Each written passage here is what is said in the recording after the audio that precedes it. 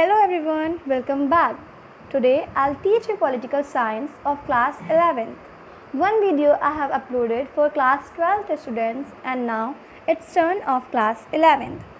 So the chapter name is Constitution Why and How. Constitution क्यों और कैसे बना, ये हमको इस चैप्टर में पढ़ना है. Let me tell you it is a preface of our whole book, यानी कि जो ये चैप्टर है इस पर समरी के रूप में जो जितने भी चैप्टर्स हैं उनको दिया गया है. जैसे कि हमारे कॉन्स्टिट्यूशन में हमारा प्रियम्बल होता है, उसी के रूप में इस बुक का ये प्रीफेस है, यानी कि इस बुक का ये प्रियम्बल है. इसमें सब कुछ दिया गया है जो हमारे आगे के नेक्स्ट चैप्टर्स में है. तो चैप्टर का मीनिंग समझते हैं कि कॉन्स्टिट्यूशन क्यों और कैसे बना. इसको जानने से पहले हमको ये जानना होगा कि कॉन्स्टिट्यूशन होता क्या है. तो लेट मी टेल यू, अगर हम किसी नॉर्मल सिटीज़न से अपने कंट्री के पूछेंगे कि हमारा संविधान क्या है, तो वो बताएगा कि हमारा संविधान एक किताब के रूप में है जिसमें वो लिखा है जो हमको फॉलो करना है, यानी कुछ रूल्स और लॉज लिखे जो हमको फॉलो करना है. वो बिल्कुल ही सही है. Our constitution is a book of rules and laws which are to be followed by each and every citizen of the country. If they do not follow, they will be punished. यानी कि एक simple definition है, Constitution is a set of rules and laws which are written in our constitution and those are to be followed by each and every member of the society or a country. If they do not follow, they will be punished. And if we want a standard definition, then we must look here. A constitution is a written set of laws and fundamental principles to develop a relationship between people and the government, which comprises a number of its articles about the state. यानी कि हमारा constitution एक written यानी कि लिखित रूप है किसका, रूल्स और लॉज का. जैसे फंडामेंटल प्रिंसिपल, फंडामेंटल चीज़ होती है, मतलब बेसिक चीज़ है, यानी कि जो हमको फॉलो ही करनी है. फंडामेंटल प्रिंसिपल्स है, रूल्स और लॉज की तो है, उसके साथ में कुछ प्रिंसिपल्स भी है जो हमको फॉलो करने हैं. जो क्या करते हैं, पीपल और गवर्नमेंट, यानी कि जो कॉमन लोग हैं और जो गवर्नमेंट हमको रूल कर रही है उसमें एक हेल्दी रिलेशनशिप, हेल्दी कोऑर्डिनेशन भी डेवलप करता है. और जो बहुत सारे आर्टिकल्स को भी कंसिस्ट करता है. हमारा कॉन्स्टिट्यूशन आर्टिकल्स में डिवाइडेड है, हर फील्ड के लिए एक अलग अलग आर्टिकल्स है और आर्टिकल्स के ही अंदर लिखा है कि हमको क्या करना चाहिए और क्या नहीं करना चाहिए. So let's see the definition. A constitution is a written set of laws and fundamental principle which develops a healthy relationship between people and government and which comprises a number of articles about the state, यानी कि जो बहुत सारे articles state के बारे में भी consist करते हैं. So let's see, now we have seen what is constitution and now we have to see function of the constitution. मतलब कि constitution क्या कौन से फंक्शन परफॉर्म करता है, तभी तो हम जानेंगे कि constitution हमारे लिए कितना इम्पॉर्टेंट है. तो हम पहला फंक्शन देखते हैं. The first function of constitution is to provide set of basic rules that allow minimal coordination among the members of the society. आपकी बुक में पहले ही दिया, बहुत सारे क्वेश्चंस पूछे गए हैं, उनका आंसर करने के लिए एक सिंपल सी चीज़ है, उसको ही हम कॉन्स्टिट्यूशन कहते हैं. यानी कि हमारे कंट्री में ओल्ड लोग भी हैं, यंग लोग भी हैं. हमारी कंट्री में कुछ पुरानी मेंटालिटी को फॉलो करते हैं और कुछ यंग जनरेशन है जो यंग मेंटालिटी को फॉलो करते हैं. कुछ लोग कहते हैं कि हमारा रिलीजन ये है, कुछ लोग कहते हैं कि हमारा रिलीजन वो है. यानी कि केवल एक ही तरह के लोग नहीं, बहुत ही ज़्यादा डिफरेंट टाइप्स के लोग हैं जो डिफरेंट आइडियोलॉजीज़ और डिफरेंट आइडियाज़ को फॉलो करते हैं. तो इन सबको हम कैसे एकोमोडेट करें, वही हमारा कॉन्स्टिट्यूशन बताता है. तो अब अगर हमारे कॉन्स्टिट्यूशन में कुछ लिखा है कि हमको ये करना है, तो वो केवल एक स्पेसिफिक कास्ट या स्पेसिफिक ग्रुप के लोगों को नहीं करना है, बल्कि पूरी कंट्री के हर एक सिटीज़न को फॉलो करना है. चाहे वो हिंदू हो, चाहे मुस्लिम हो या किसी भी धर्म का हो, उससे कोई भी इफेक्ट नहीं पड़ता है. पर हमारे कॉन्स्टिट्यूशन में जो कुछ लिखा है वो किसी भी रिलीजन, किसी भी कास्ट, किसी भी जेंडर डिस्क्रिमिनेशन को फॉलो नहीं करता है. तो जो हमारा कॉन्स्टिट्यूशन है वो मेंबर्स ऑफ सोसाइटी, यानी कि कंट्री के हर एक लोगों के बीच में एक हेल्दी रिलेशनशिप, एक कोऑर्डिनेशन और कोऑपरेशन की भावना स्प्रेड करता है. अगर हम मतलब कि कॉन्स्टिट्यूशन में वो लिखा है जो सबको फॉलो करना है, तो किसी में कोई प्रॉब्लम ही नहीं होगी. हम फॉलो कर रहे हैं तो वो भी फॉलो कर रहे हैं. इसी की वजह से हमारी सोसाइटी में एक हेल्दी इन्वायरमेंट क्रिएट होगा. तो ये हो गया हमारा पहला point, that constitution is constitution provides a set of basic rule that allow minimum coordination among the members of the society. And next is the function of constitution is to specify who has the power to make decision in a society, and it decides how the government will be run. Second and the most important जो हमारे constitution का function है वो ये है कि ये decide करता है कि हमारी गवर्नमेंट कैसी बनेगी और गवर्नमेंट कैसे चलेगी, कौन चलाएगा। ठीक है, एक डेमोक्रेटिक कंट्री होती है, एक ऑटोक्रेटिक कंट्री होती है जिसमें ऑटोक्रेटिक रूलर होते हैं, एक मोनार्कियल कंट्री होती है जिसमें मोनार्कियल कॉन्स्टिट्यूशन होता है। तो हर कंट्री अलग अलग है, किसी कंट्री का गवर्नमेंट का फॉर्म क्या होगा उस कंट्री के लोग डिसाइड करते हैं, उस कंट्री का जो लीडर होता है वो डिसाइड करता है। अब if we talk about our India, तो इंडिया में क्या है, हमारी डेमोक्रेटिक गवर्नमेंट है। तो हम कहते हैं कि democratic government is a government which is of the people, for the people, by the people, यानी कि जो भी होगा हमारी कंट्री में वो पीपल ही डिसाइड कर देंगे। इनफैक्ट कॉन्स्टिट्यूशन भी उन्होंने ही बनाया है जो पीपल का इमेंस सपोर्ट इन्जॉय करते हैं। तो गवर्नमेंट कैसे चलेगी हमारी कंट्री में ये जाने हम। पीपल डिसाइड करेंगे कि कौन रूलिंग में आएगा, यानी कि पीपल जब वोट करेंगे तभी डिसाइड होगा कि क्या गवर्नमेंट होगी, गवर्नमेंट में कौन होगा। अगर मोनार्कियल कॉन्स्टिट्यूशन हो तो उसमें एक मोनार्की होगी और वही हमेशा इंजॉय करेगी पावर ऑफ रूलिंग। और अगर एक ऑटोक्रेटिक कॉन्स्टिट्यूशन होगा उसमें भी एक पार्टी होगी, एक पार्टी होगी वही हमारी गवर्नमेंट में आएगी, ना ही कोई अपोजिशन होगी ना ही कोई कुछ होगा। और एक जैसे कि हमारा पहले रशिया में कॉन्स्टिट्यूशन था उसमें सिंगल पार्टी का सिस्टम था, यानी कि एक कम्युनिस्ट पार्टी होती है जिसी के पास सारी की सारी पावर होती है और वही सब कुछ डिसाइड करता है। पर हम यहाँ पे इंडिया के केस में पढ़ेंगे तो इंडिया के केस में क्या होता है कि पीपल द्वारा इलेक्टेड गवर्नमेंट जो होती है वही फॉर्म करती है, हम पीपल द्वारा इलेक्टेड जो लीडर्स होते हैं वही फॉर्म करते हैं गवर्नमेंट को, और गवर्नमेंट जो होती है पीपल की जो बेसिक नीड्स होती है, जो उनके एस्पिरेशंस होते हैं उनको आगे रखती है। It decides how the government will be constituted, ये तो डिसाइड करता है कॉन्स्टिट्यूशन की गवर्नमेंट कैसे बनेगी और गवर्नमेंट क्या करेगी वो भी हमारे कॉन्स्टिट्यूशन में लिखा होता है। और third an important function of constitution is to set some limits on what a government can impose on its citizen. जो हमारी जो कॉन्स्टिट्यूशन है वो यही नहीं करती है कि मतलब कि हमको कुछ सोसाइटी में कोऑर्डिनेशन इस्टेब्लिश हो और हमारे जो वो है रूल्स और लॉज बनाए, गवर्नमेंट कैसे बनेगी वो बताए, बल्कि गवर्नमेंट पे भी सम लिमिट्स इम्पोज करती है कि जो जैसे कि हमारे पास राइट्स होते हैं, हमारे राइट को प्रोटेक्ट करने के लिए जो गवर्नमेंट है जो कॉन्स्टिट्यूशन है वो हमारे गवर्नमेंट पे सम लिमिट्स इम्पोज करते हैं कि वो हम उन लिमिट्स को क्रॉस नहीं कर पाएगी। अब गवर्नमेंट जो कॉन्स्टिट्यूशन है वो गवर्नमेंट पे कैसे लिमिट्स इम्पोज करता है, वो लिमिट्स इम्पोज करता है हमको राइट्स प्रोवाइड करके हमको फंडामेंटल राइट्स प्रोवाइड करके वो गवर्नमेंट पे कंट्रोल इस्टेब्लिश करता है। जब हमारे पास राइट्स हैं तो हम उन राइट्स का इस्तेमाल करके गवर्नमेंट को क्वेश्चन कर सकते हैं। हमारे पास राइट है freedom of speech and expression, यानी कि अगर गवर्नमेंट कुछ रॉन्ग कर रही है तो उसके खिलाफ अपनी आवाज़ उठा के उसको सही कर सकते हैं, उस गवर्नमेंट को क्रिटिसाइज कर सकते हैं। हमारे पास है राइट टू इक्वालिटी, अगर हम इक्वली ट्रीट नहीं हो रहे हैं सोसाइटी में तो हम अपनी वॉइस आगे बढ़ा सकते हैं। हमारे पास राइट है कि हम अपनी कंट्री में कहीं भी फ्रीली एंड फेयरली घूम सकते हैं। अगर हमको कोई स्टॉप कर रहा है तो हम उसके अगेंस्ट भी अपनी वॉइस खड़ी रेस कर सकते हैं। यही है कि जब गवर्नमेंट को कंट्रोल करता है, अगर गवर्नमेंट हम पे कुछ अनावश्यक चीज़ें इम्पोज कर रही है तो हम उसको भी खिलाफ अपनी आवाज़ उठा सकते हैं। इसी के रूप में हमको राइट्स प्रोवाइड करके जो हमारा कॉन्स्टिट्यूशन है वो गवर्नमेंट पे जो रिस्ट्रिक्शंस है वो इम्पोज करते हैं। ये भी आपकी बुक में दिया गया है कि कभी कभी ये राइट्स जो है हमारे जो फंडामेंटल राइट्स हैं एक दो को छोड़ के वो हम आगे पढ़ेंगे, कभी कभी बैन हो सकते हैं। वो कौन सी सिचुएशन होती है, वो होती है नेशनल इमरजेंसी, यानी कि ऐसी कभी कभी सिचुएशन आ जाती है कि फंडामेंटल राइट्स को भी पीपल के बैन करना पड़ता है। तो वो जो सिचुएशन है वो भी हमारे कॉन्स्टिट्यूशन में मेंशन की गई है कि अगर ये कभी सिचुएशन आ गई तो हमारे फंडामेंटल राइट्स को भी जो है रिस्ट्रिक्ट करना पड़ता है। और जो फंडामेंटल राइट्स होते हैं वो फंडामेंटल इन सेंस होते हैं, यानी कि कभी भी गवर्नमेंट उनको ट्रिपास नहीं कर सकती, यानी कि कभी भी गवर्नमेंट उनको कट ऑफ नहीं कर सकती है। ये था हमारा third function of the constitution और ये बहुत ही ज़्यादा सबसे ज़्यादा important function of the constitution है।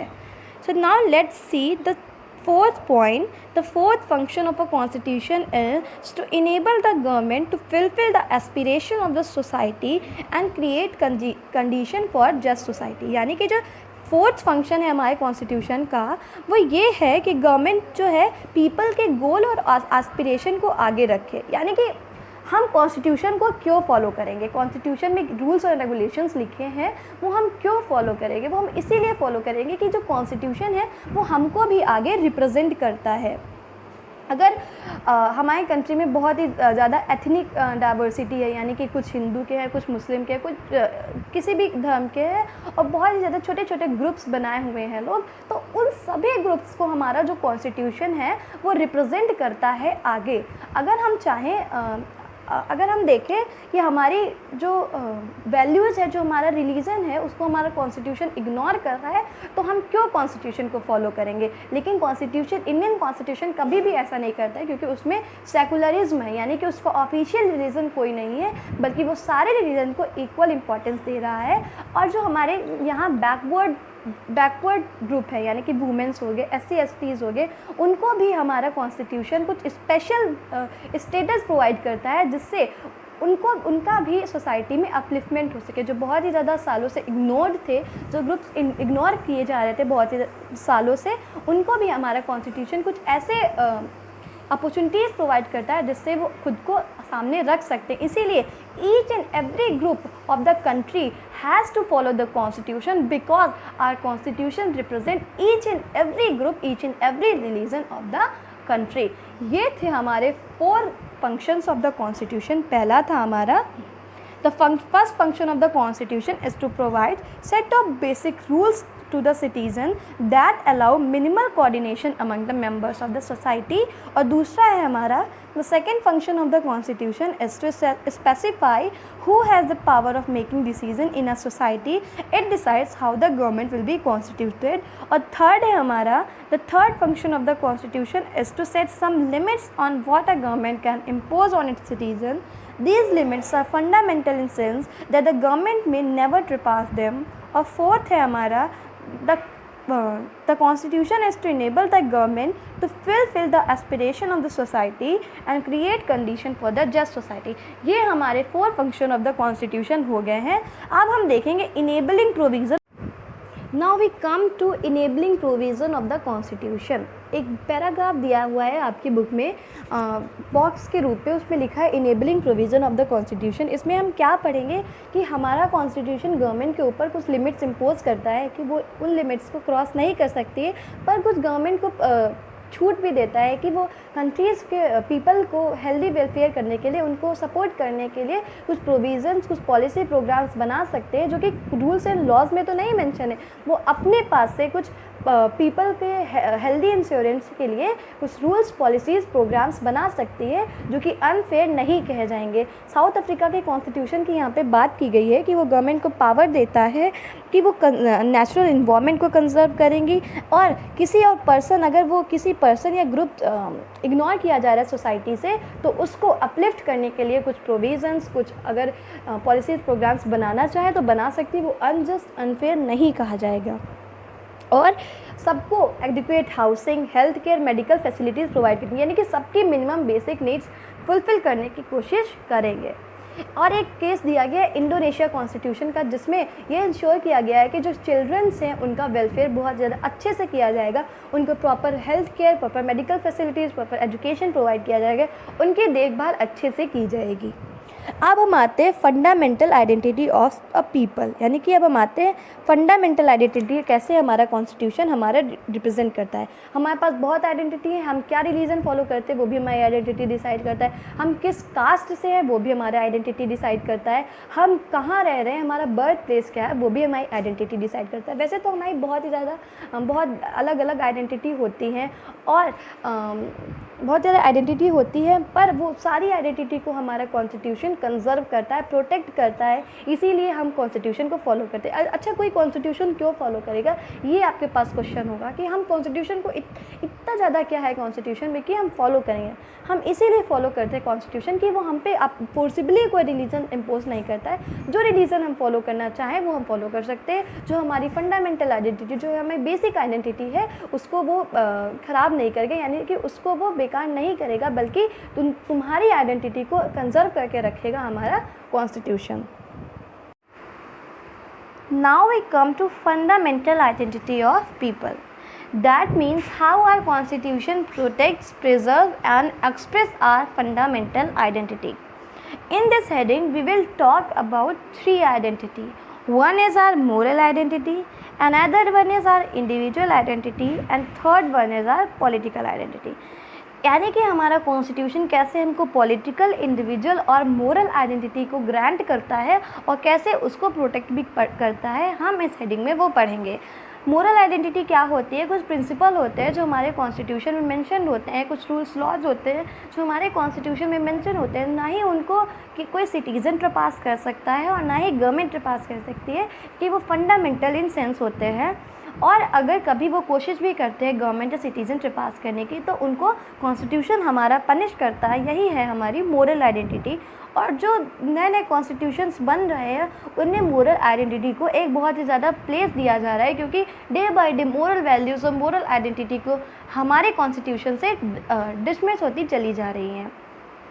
सेकेंड है हमारी इंडिविजुअल आइडेंटिटी, कि हमारा कॉन्स्टिट्यूशन हमको कैसे इंडिविजुअल आइडेंटिटी ग्रांट करता है और कैसे उसको प्रिजर्व भी करता है। तो इंडिविजुअल आइडेंटिटी हमारा कॉन्स्टिट्यूशन तब ग्रांट करता है जब वो हमको कुछ ऐसी अपॉर्चुनिटीज़, कुछ ऐसे प्लेटफॉर्म्स क्रिएट करता है जिस पे हम खुद की कैपेबिलिटी को एक्सप्रेस कर सकते हैं, यानी खुद को एक्सप्रेस कर सकते हैं हमारे अंदर क्या कैपेबिलिटी है, और खुद की एक इंडिविजुअल आइडेंटिटी सिक्योर कर सकते हैं। और जो कॉन्स्टिट्यूशन हमको इंडिविजुअल आइडेंटिटी प्रोवाइड करता है उसको प्रिजर्व भी करता है।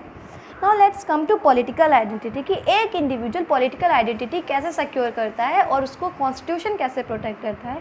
तो जब अपने ग्रुप को, अपने रिलीजन को हम अपलिफ्टमेंट करने की कोशिश करते हैं, हमारे क्या गोल है, हमारे क्या एस्पिरेशन है, वो आगे रखने की कोशिश कर सकते हैं, लोगों के बीच से हम उठकर एक लीडर बनकर आगे आते हैं, ऐसे हमारा कॉन्स्टिट्यूशन हमारी पॉलिटिकल आइडेंटिटी को भी सिक्योर कर सकता है, ग्रांट भी कर सकता है और सिक्योर भी कर सकता है, क्योंकि हमारे पास फ्रीडम है कि हम कोई एसोसिएशन, यूनियन ज्वाइन कर सकते हैं, कोई बना सके, तो वो जो है वो हमारा कॉन्स्टिट्यूशन उसको प्रोटेक्ट भी करता है। यही हो गई हमारी तीन identity, moral identity, political identity and individual identity. हमारा कॉन्स्टिट्यूशन ग्रांट भी करता है और एज वेल एज उसको प्रोटेक्ट भी करता है। Now we come to mode of promulgation, यानी कि हमारा कॉन्स्टिट्यूशन कैसे बना और किसने बनाया है, कैसे आया फोर्स में हमारा कॉन्स्टिट्यूशन और किसने बनाया। अगर हम जानना चाहते हैं कि कोई कॉन्स्टिट्यूशन कितना इफ़ेक्टिव है, तो हमको जानना होगा कि वो कैसे फोर्स में आया, किस सिचुएशन क्या थी जब वो फोर्स में आया और किसने हमारा कॉन्स्टिट्यूशन बनाया। तो 2-3 लाइन दी गई हैं कि कोई कॉन्स्टिट्यूशन इफ़ेक्टिव क्यों नहीं होता है, क्योंकि कुछ कॉन्स्टिट्यूशन सक्सेसफुल होते हैं, कुछ कॉन्स्टिट्यूशन अनसक्सेसफुल होते हैं। तो जो कॉन्स्टिट्यूशन अनसक्सेसफुल नहीं होते हैं वो किसके द्वारा बनाए गए होते हैं, हमको जानना है। तो अगर क्वेश्चन आता है why in many countries constitution remain different, यानी कि कुछ कंट्रीज़ में कॉन्स्टिट्यूशन अनसक्सेसफुल क्यों रहते हैं, तो आपको बताना है in many countries constitution remains defunct because they are crafted by military leaders, कि कुछ कंट्रीज़ में कॉन्स्टिट्यूशन अनसक्सेसफुल रहते हैं क्योंकि या तो वो मिलिट्री लीडर्स के द्वारा बनाए जाते हैं, either they are crafted by military leaders और they are crafted by leaders who do not have popular public support, या फिर जो उनके द्वारा बनाए जाते हैं जिनके पास पॉपुलर पब्लिक सपोर्ट नहीं होता है, या फिर they do not have the ability to carry public with them, यानी कि उनके पास एबिलिटी नहीं होती है कि उनके पास लोगों का बहुत ही ज़्यादा सपोर्ट है और लोग उनकी आइडियोलॉजी को फॉलो करें। अगर इन तीनों लीडर्स के द्वारा कॉन्स्टिट्यूशन बनाए गए तो ऑब्वियसली वो कॉन्स्टिट्यूशन अनसक्सेसफुल ही रह जाएगा। अब हम जानते हैं कि हमारा कॉन्स्टिट्यूशन कैसे आया फोर्स में, किसने बनाया और वो इतना ज़्यादा सक्सेसफुल क्यों है। एक पैराग्राफ हमारे कॉन्स्टिट्यूशन के ऊपर दिया गया है बुक में और वो हम देखते हैं। तो पहला है formally created by constituent assembly between December 1946 to November 1949। यानी कि जो हमारा कॉन्स्टिट्यूशन है वो हम किसके द्वारा बनाया गया था? कॉन्स्टिट्यूएंट असेंबली के द्वारा।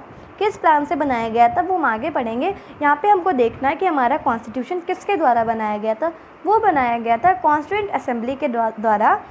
कब से कब तक बनाया गया था? 1946 से 1949, यानी कि दिसंबर 1946 से स्टार्टिंग हुई थी और नवंबर 1949 तक हमारा कॉन्स्टिट्यूशन कंप्लीट हो गया था। ये क्वेश्चन पूछा जा सकता है कि हमारा कॉन्स्टिट्यूशन बनने का पीरियड कब से कब तक था। तो वो था दिसंबर 1946 टू नवंबर 1949, यानी कि जो हमारा कॉन्स्टिट्यूशन था वो दिसंबर 1946 से बनना चालू हुआ था और नवंबर 1949 तक कंप्लीट हो गया था। अब लिखा है it drew upon a long history of nationalist movement that had a remarkable ability to go along with it. यानी कि जो हमारा कॉन्स्टिट्यूशन था वो नेशनलिस्ट मूवमेंट से एक्सपायर हुआ था। यानी कि कैसे कॉलोनियल रूल के दौरान हमारे लोगों को ट्रीट किया जाता था और क्या क्या हम लोगों ने किया ब्रिटिशर्स से आज़ाद होने के लिए, वो सब हमारे कॉन्स्टिट्यूशन में उसको देखते हुए जो रूल्स एंड लॉज बनाए गए थे हमारे नेशनलिस्ट मूवमेंट को देखते हुए बनाया गया था कि क्या क्या इन फ्यूचर हमारे लोगों को प्रॉब्लम्स फेस करनी पड़ सकती है। उस प्रॉब्लम्स के सॉल्यूशन भी हमारे कॉन्स्टिट्यूशन में रखे गए थे, इसीलिए हमारा कॉन्स्टिट्यूशन बहुत ही ज़्यादा सक्सेसफुल था। अब लोग कहते हैं, क्रिटिसाइज़ भी करते हैं हमारे कॉन्स्टिट्यूशन को कि एक डेमोक्रेटिक कॉन्स्टिट्यूशन है तो वो लोगों के द्वारा बनाया जाना चाहिए। एक इनडायरेक्टली इलेक्टेड कॉन्स्टिट्यूएंट बॉडी के द्वारा क्यों हमारा कॉन्स्टिट्यूशन बनाया गया? बट दिस स्टेटमेंट दिस से इज़ कम्प्लीटली रॉन्ग बिकॉज हमारा कॉन्स्टिट्यूशन उन लोगों के द्वारा बनाया गया था जिनके पास बहुत ही ज़्यादा पब्लिक सपोर्ट था। यानी कि जो लोग हमारे कॉमन पीपल के द्वारा लाइक किए जा रहे थे, सपोर्ट किए जा रहे थे, उन्हीं लोगों के द्वारा हमारा कॉन्स्टिट्यूशन बनाया गया था। और तो और जो कॉन्स्टिट्यूएंट असेंबली के मेंबर्स थे वो इलेक्ट भी किए गए थे, और कैसे इलेक्ट किए गए थे, क्या प्रोविज़न था, वो हम आगे डिस्कस करेंगे। तो पढ़ते हैं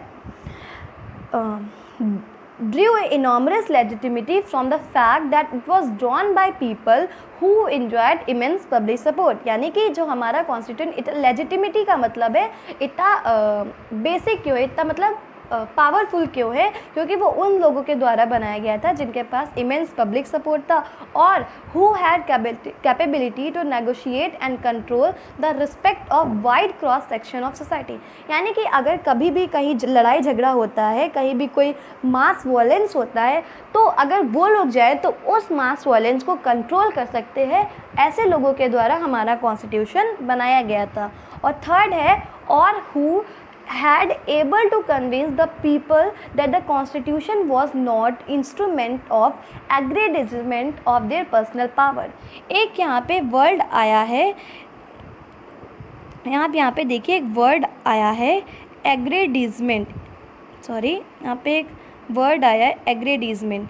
इसका मतलब क्या होता है? इसका मतलब होता है कि किसी को अपना ज़रिया बनाना, किसी एक कुछ काम करने के लिए किसी को अपना पावरफुल जरिया बनाने का मतलब ही होता है एग्रेडिसमेंट। यानी कि जो हमारा कॉन्स्टिट्यूशन था उन लोगों के द्वारा बनाया गया था जो लोगों को ये कन्विंस कर सकते हैं कि कॉन्स्टिट्यूशन गवर्नमेंट का ज़रिया नहीं है तुम पे रूल करने का, बल्कि तुमको राइट्स प्रोवाइड करने का ज़रिया है और तुम्हारे अपलिफ्टमेंट का ज़रिया है। ये जो बात लोगों को समझा सके लीडर्स, उन लीडर्स के द्वारा हमारा कॉन्स्टिट्यूशन बनाया गया था, तभी इतना ज़्यादा इफ़ेक्टिव है हमारा कॉन्स्टिट्यूशन और तभी इतना ज़्यादा सक्सेसफुल है हमारा कॉन्स्टिट्यूशन। ठीक है, अब आते हैं हम debate over constitution making in Nepal. यानी कि कॉन्स्टिट्यूशन मेकिंग इन नेपाल कैसे हुआ था, कैसे कॉन्स्टिट्यूशन कितने सारे पहले नेपाल में थे और कैसे एक डेमोक्रेटिक गवर्नमेंट का कॉन्स्टिट्यूशन नेपाल में इंट्रोड्यूस हुआ, यहाँ पे हम पढ़ेंगे। यहाँ पे लिखा है Nepal is an example of complicated nature of constitution making. हम कॉन्स्टिट्यूशन बनाना ईजी टास्क नहीं होता है, बहुत ही ज़्यादा कॉम्प्लिकेटेड टास्क होता है। ये देखा जा सकता है नेपाल के कॉन्स्टिट्यूशन से, जहाँ 5 कॉन्स्टिट्यूशन थे। अब हम देखते हैं कैसे नेपाल ने डेमोक्रेटिक कॉन्स्टिट्यूशन फाइनली अडॉप्ट किया और कैसे वहाँ का किंग ने अपनी सारी पावर खुद पर खुद रिज़ाइन कर दी। ठीक है, देखते हैं। Since 1948, Nepal had 5 constitutions in 1948, 1951, 1959, 1962 and 1990। यानी कि 1948 से नेपाल के पास में 5 कॉन्स्टिट्यूशन थे। पहला कॉन्स्टिट्यूशन कब था? 1948 में। 1948 में जापान के पास नेपाल के पास पहला कॉन्स्टिट्यूशन था। दूसरा कॉन्स्टिट्यूशन था 1948 में। कब था? 1948 में। तीसरा कॉन्स्टिट्यूशन था 1951 में। चौथा कॉन्स्टिट्यूशन था 1962 में। और पांचवा कॉन्स्टिट्यूशन था 1990 में। ये आपको सन याद करने की ज़रूरत है कि पहला कॉन्स्टिट्यूशन था 1948 में, दूसरा कॉन्स्टिट्यूशन था 1951 में, तीसरा कॉन्स्टिट्यूशन था 1959 में और चौथा कॉन्स्टिट्यूशन था 1961 में एंड द लास्ट कॉन्स्टिट्यूशन था 1990 में। तो जब ये नेपाल के पास 5 कॉन्स्टिट्यूशन थे, तो किसी भी कंट्री के पास 5 कॉन्स्टिट्यूशन हो गए, सब में सब कुछ अलग अलग लिखा होगा, किसी में कुछ और, किसी में कुछ और लिखा होगा, तो कैसे कंट्री के में rules and regulations easily flourish करेंगे। तो बट अब हम यहाँ पे देखते हैं, in 1990 constitution introduce a multi party competition though the king continued to hold final power in many respect. यानी कि जो 1990 का कॉन्स्टिट्यूशन था, उसने जो मल्टी पार्टी सिस्टम का एरा इंट्रोड्यूस कर दिया था। 1990 के कॉन्स्टिट्यूशन में कोई ऐसा प्रोविज़न होगा जिसने मल्टी पार्टी सिस्टम का एरा इंट्रोड्यूस कर दिया था तो multi party system, but king के पास फिर भी बहुत ही ज़्यादा पावर थी और वो बहुत पावरफुल था, यानी कि उसको चैलेंज देना इतना आसान नहीं था। अब लोग नेपाल के कॉन्स्टिट्यूशन को इतना क्रिटिसाइज़ क्यों कहते हैं? क्योंकि जो नेपाल था उसमें मोनार्की इंस्टीट्यूशन था, यानी कि किंग ही सब कुछ था। किंग जो रूल रेगुलेशन बनाए लोगों को फॉलो करने पड़ते थे। कॉन्स्टिट्यूशन था, कॉन्स्टिट्यूशन का कोई महत्व ही नहीं था। और 2002 में क्या हुआ, अब यहाँ पे हम देखते हैं। The king himself was not ready to give up power. यानी कि जो किंग था वो अपनी पावर खुद पर खुद क्यों, अगर हम पावरफुल है तो हम अपनी पावर क्यों किसी और को दे देंगे, क्यों रिज़ाइन कर देंगे? तो जो किंग था वो अपनी पावर को रिज़ाइन करने जो किंग था वो अपनी पावर क्यों रिज़ाइन करेगा? किंग अपनी पावर से रिज़ाइन नहीं कर रहा था। और 2002 में जो इतना मल्टी पार्टी एजिटेशन हो रहा था, उसके बावजूद भी किंग ने अपनी की सारी पावर फिर से ले ली 2002 में। Many political parties and organization demanded the formation of new constituent assembly। जो बहुत ज़्यादा पॉलिटिकल पार्टीज़ थे उनको लगा कि अब यहाँ पे न्यू कॉन्स्टिट्यूशन बनना चाहिए और न्यू पॉलिटिकल पार्टी आनी चाहिए। तो एक कम्युनिस्ट पार्टी आई थी, उसका नाम था मॉइस्ट। जो कम्युनिस्ट पार्टी आई थी नेपाल में उसका नाम था मॉइस्ट। आपको क्वेश्चन पूछा जा सकता है व्हाट इज़ मॉइस्ट और what is the name of communist party of Nepal, तो आपको बताना है मॉइस्ट। मॉइस्ट पार्टी आई थी, लोग कह रहे थे कि हमको एक पॉलिटिकल पार्टी चाहिए, तो मॉइस्ट पार्टी आई थी उभर के, एक होप लोगों में कि शायद इसका कुछ फ़ायदा हो और किंग अपनी पावर खुद पर खुद डिज़ाइन कर दे, या फिर लोगों को इतना एजिटेशन दे के किंग खुद पर खुद डिज़ाइन कर दे और हमको एक डेमोक्रेटिक कॉन्स्टिट्यूशन मिल जाए। तो फिर क्या हुआ था? Finally under pressure of popular agitation the king had to install a government acceptable to agitating party. यानी कि इतना ज़्यादा एजिटेशन हो रहा था कि किंग को खुद एक ऐसी गवर्नमेंट इंस्टॉल करनी पड़ी थी जो लोगों को पसंद हो और जो एजिटेट कर रहे हैं, यानी कि जो किंग के खिलाफ लोग हैं उनको पसंद हो। ऐसा हुआ कि जो किंग था जो अपनी पावर देने के लिए बिल्कुल नहीं तैयार हो रहा था, इतना एजिटेशन हुआ कि खुद पर खुद किंग ने एक ऐसी गवर्नमेंट इंस्टॉल की जो एजिटेट कर रहे थे लोग, उनको पसंद आए।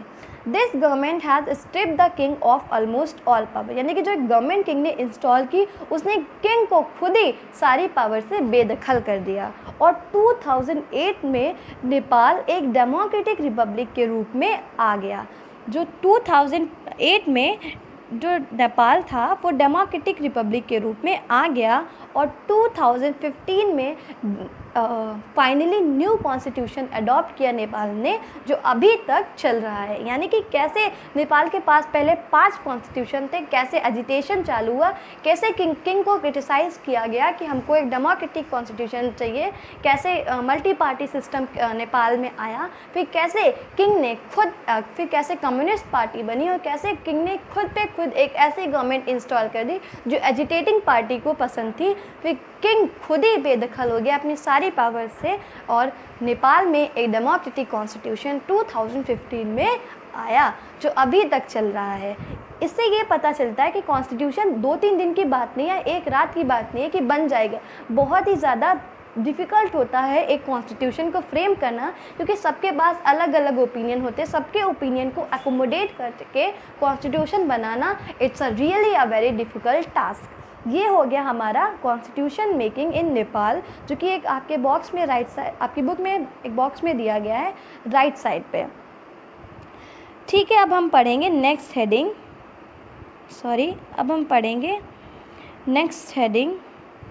That is mode of promulgation पढ़ लिया, debate over constitution making in Nepal पढ़ लिया। अब हम पढ़ेंगे substantive provision of a constitution. इसमें हम पढ़ेंगे कि क्यों पीपल कॉन्स्टिट्यूशन को फॉलो करेंगे, ऐसा कॉन्स्टिट्यूशन में क्या लिखा है कि लोग इतना उसको रिस्पेक्ट करते हैं और इसको सुप्रीम बॉडी मानते हैं।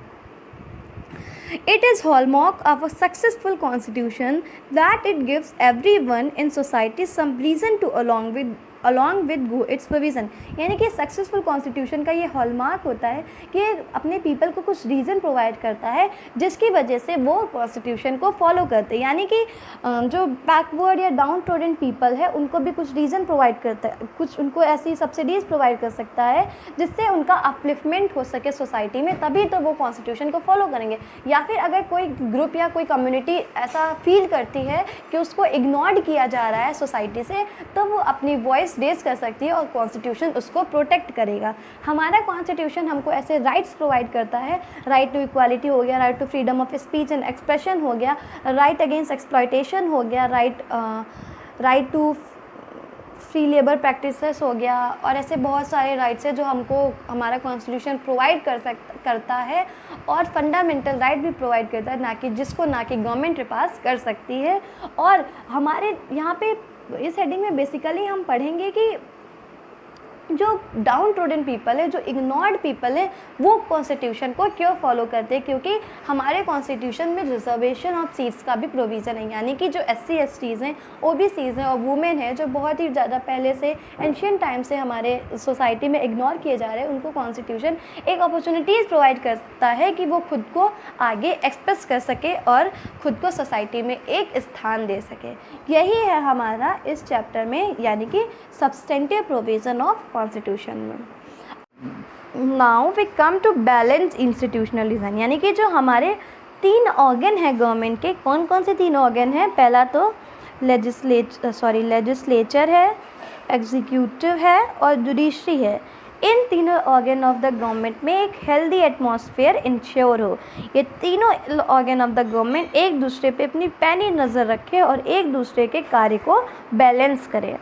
तो यहाँ पे पॉइंट दिया गया है, well crafted constitution fragments power in society intelligently so that no single group can subvert the constitution. यानी कि जो एक सक्सेसफुल कॉन्स्टिट्यूशन होता है, एक वेल क्राफ्टेड कॉन्स्टिट्यूशन होता है, वो सबको ऐसे पावर डिवाइड करता है कि कोई भी एक ऑर्गन कॉन्स्टिट्यूशन को डोमिनेट ना कर सके। One such way of doing is designing a constitution that is to ensure that no single institution acquire monopoly of power। ऐसा करने का एक अच्छा तरीका है कि ऐसे कुछ हमारा कॉन्स्टिट्यूशन डिज़ाइन हो कि कोई एक इंस्टीट्यूशन है वो मोनोपोली ऑफ पावर को ना एक्वायर कर सके। यानी कि कोई एक ऑर्गन है वो अपना मोनोपोली किसी भी ऑर्गन के ऊपर ना इस्टेब्लिश कर सके, यानी कि कॉन्स्टिट्यूशन के ऊपर अपनी मोनोपोली ना इस्टेब्लिश कर सके। और सेकेंड हमारा पॉइंट है, this is often done by फ्रेगमेंटिंग power across different institution. यानी कि ये कैसे इंश्योर किया जाता है कि जो 3 ऑर्गन ऑफ द गवर्नमेंट है, लेजिस्लेटिव, एग्जीक्यूटिव और जुडिशरी, उनको अपनी अपनी फील्ड डिसाइड कर दी जाती है, उनको थोड़ी थोड़ी पावर डिस्ट्रीब्यूट कर दी जाती है। The Indian Constitution, for example, horizontally fragmented power across different institutions like legislature, executive and judiciary, even independent statutory bodies like election commission. यानी कि जो इंडिया में होता है horizontal division of power sharing की हम बात की गई है। वैसे दो डिवीज़न ऑफ पावर शेयरिंग होते हैं, पहला तो होता है vertical division of power sharing और दूसरा होता है horizontal division of power sharing. Vertical division of power sharing में हमारी बात होती है सेंटर की, स्टेट की और लोकल बॉडी की। Horizontal division of power sharing में बात होती है लेजिस्लेचर की, एग्जीक्यूटिव की और जुडिशरी की। यहाँ पे हम बात करेंगे इसकी horizontal division of power sharing की। तो जो horizontal division of power sharing में है तो उसमें जो लेजिस्लेटिव, एग्जीक्यूटिव और जुडिशरी है उनको अपनी अपनी पावर डिसाइड कर दी जाती है, उनको उन्हीं लिमिट में रहकर काम करना पड़ता है। और जैसे हमारी बॉडी है इलेक्शन कमीशन है, फाइनेंस कमीशन है, ये भी एक इंडिपेंडेंट बॉडी है, इनकी भी एक फील्ड डिसाइडेड है, उसी में इनको काम करना है। और ये जो तीन ऑर्गन है लेजिस्लेचर, एग्जीक्यूटिव, जुडिशरी, ये तीनों एक दूसरे पे अपनी बहुत ही ज़्यादा पैनी नज़र रखती है। यानी कि जैसे हम अपने दुश्मन की कमी ढूंढने की कोशिश करते हैं वैसे ये एक दूसरे की कमी ढूंढने की कोशिश करते हैं और कमी मिल जाती है तो उसको बैलेंस करने की भी कोशिश करते हैं। ऐसे ही एक हेल्दी एटमॉस्फेयर इन तीनों level of the government organ of the government में इंश्योर होता है। Now let's see the third point. This ensure that even if one constitution want to subvert the constitution, यानी कि ये ऐसे इंश्योर होता है अगर कोई इंस्टीट्यूशन कॉन्स्टिट्यूशन पे अपना डोमिनेंस बनाने की कोशिश करता है, यानी कि कॉन्स्टिट्यूशन को डोमिनेट करने की कोशिश करता है, अदर कैन चेक, यानी कि जो दूसरा तीसरा है वो उसको चेक कर सके और उसको ट्रांसलेट कर सकते, यानी कि उसको रोक सके। An intelligent system of check and balance has facilitated the success of Indian Constitution। यानी कि हमारी कॉन्स्टिट्यूशन में एक सिस्टम है जिसको हम कहते हैं चेक एंड बैलेंस सिस्टम। ये तीनों ऑर्गन के बीच में एक बैलेंस बनाने में हेल्पफुल है।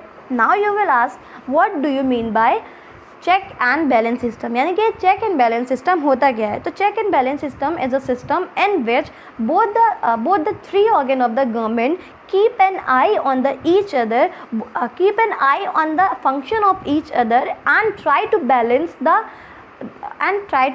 them। यानी कि जो तीन ऑर्गन ऑफ द गवर्नमेंट है एक दूसरे पे अपनी पैनी नज़र रखते हैं और एक दूसरे को गलतियों की पकड़ने की कोशिश करते हैं और पकड़ लेते हैं, उनको बैलेंस करने की कोशिश करते हैं जिससे कोई एक इंस्टीट्यूशन अपने मोनोपोली ऑफ पावर ना एक्वायर कर सके और हमारे कॉन्स्टिट्यूशन को डोमिनेट ना कर सके। ये होता है हमारे check and balance system. This question can be asked what do you mean by check and balance system, then you have to tell check and balance system is a system in which both the three organ of the government, that is legislature, executive and judiciary, keeps an eye on each other, keeps an eye on the function of each other so that no institution can acquire monopoly of power or no institution can subvert our constitution. This is what we call check and balance system। ये हो गया हम check and balance system के बारे में। और last point है और constitution that is on another hand too flexible will have no security predictability of identity to people. यानी कि अगर यहाँ पे रिजिडिटी और फ्लेक्सिबिलिटी की बात की गई है, पर जो हमारा इंडियन कॉन्स्टिट्यूशन है दोनों का मिक्स फॉर्म है।